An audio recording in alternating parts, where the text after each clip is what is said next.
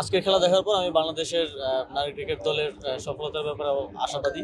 United আরব আমিরাত কিন্তু আইসিসির ফুল মেম্বার না, বাট তাদের যে ইনফ্রাস্ট্রাকচার ক্রিকেটে বা অন্যান্য স্পোর্টসে, আমরা সেদিক থেকে অনেক পিছিয়ে। আপনারা জানেন জেলা টুর্নামেন্টগুলো নিয়ে স্থবিরতা আছে দীর্ঘ। আমরা আগামীতে যেন প্রতি বছরই জেলা টুর্নামেন্ট আয়োজন করতে সক্ষম হই, সেটা নিশ্চিত করব। প্রান্তিক পর্যায় থেকে স্পোর্টসটা উঠে আসতে হবে।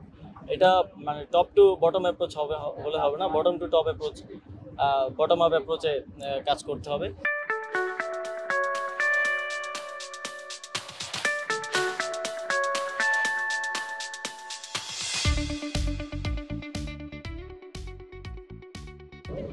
আহ, আজকের খেলা দেখার পর আমি বাংলাদেশের নারী ক্রিকেট দলের সফলতার ব্যাপারে আশাবাদী।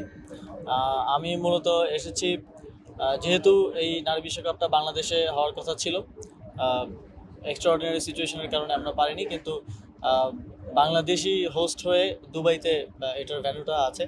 তো সেজন্যই যেহেতু আমরা হোস্ট, সেই জায়গা থেকে পরিদর্শন করা এবং একই সাথে আইসিসি একাডেমি মাঠ ঘুরে দেখেছি। এখানকার যেই স্পোর্টস ইনফ্রাস্ট্রাকচার, সেটা বাংলাদেশে কিভাবে আমরা করতে পারি এবং বাংলাদেশের স্পোর্টস ইনফ্রাস্ট্রাকচার কীভাবে ভালো করতে পারি আরও এখান থেকে শিখে, সেই শিক্ষাটা নিয়ে সেজন্য মূলত আসা আর কি।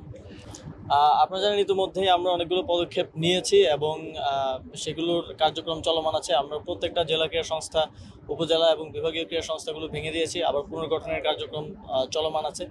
আমরা মূলত বাংলাদেশের ক্রীড়াঙ্গনটা যেভাবে ঢাকা কেন্দ্রিক হয়ে গিয়েছিল, যে কারণে আমরা আসলে আমাদের লাইন আপ এবং প্রান্তিক অঞ্চল থেকে খেলোয়াড়দেরকে উঠিয়ে আনতে পারছিলাম না।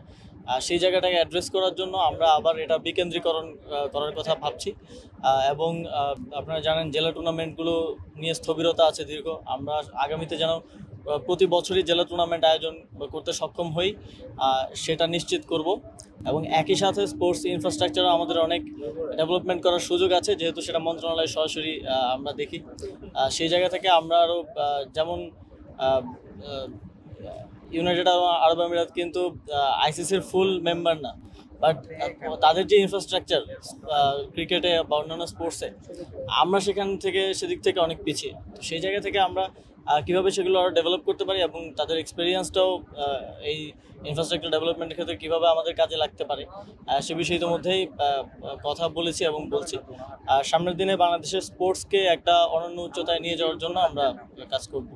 নারী ক্রিকেট দল যে আর অবহেলিত থাকবে না, এটা আমার এখানে উপস্থিতি দিয়েই আপনারা হয়তো বুঝতে পারবেন। আমরা যেহেতু নারী ক্রিকেট দল তুলনামূলকভাবে তাদের অর্জন বেশি, এবং আমরা আশা করছি এই বিশ্বকাপেও তারা একটা ভালো অর্জন দেশের জন্য নিয়ে আসতে পারবে এবং সামনের দিনগুলোতেও তাদেরকে যথাযথভাবে যেন আমরা সেই সম্মানটা প্রদর্শন করতে পারি। এই অবহেলার জায়গাটা যাতে, এই অভিযোগটা যাতে আর না আসে, সেজন্য আমরা কাজ করব। এবং তৃণমূল ক্রিকেটের ক্ষেত্রে বা তৃণমূলে স্পোর্টসকে নিয়ে যাওয়ার ক্ষেত্রে আমরা প্রথম দিন থেকে বলেছি প্রান্তিক পর্যায় থেকে স্পোর্টসটা উঠে আসতে হবে।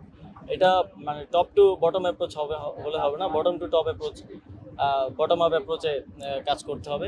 এবং সেজন্য আমরা জেলা টুর্নামেন্টগুলো চালু করব। এবং এছাড়াও আপনারা জানেন যে জেলা ক্রীড়া সংস্থাগুলো পুনর্গঠন হচ্ছে, তারা যেন তাদের কাজটাও ভালোভাবে পালন করে, সেজন্য আমরা ওই প্রোগ্রেস রিপোর্ট থেকে শুরু করে এই জবাবদিহিতার জায়গাটা নিশ্চিত করব।